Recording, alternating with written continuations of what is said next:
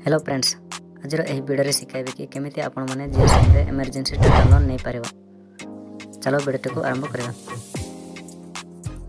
तो ये आपण पाखे जियो सिम निहाती आवश्यक। माय जियो ऐप को प्ले स्टोर इंस्टॉल करंतु। जदि आगु माय जियो ऐप अच्छी ताहले ओपन करंतु।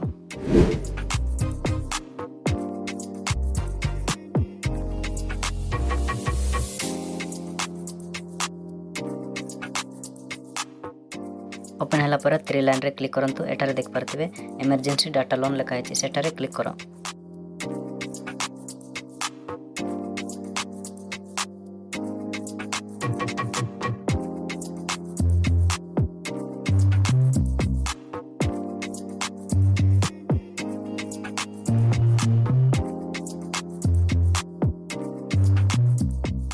गेट इमरजेंसी डाटा रे क्लिक करो।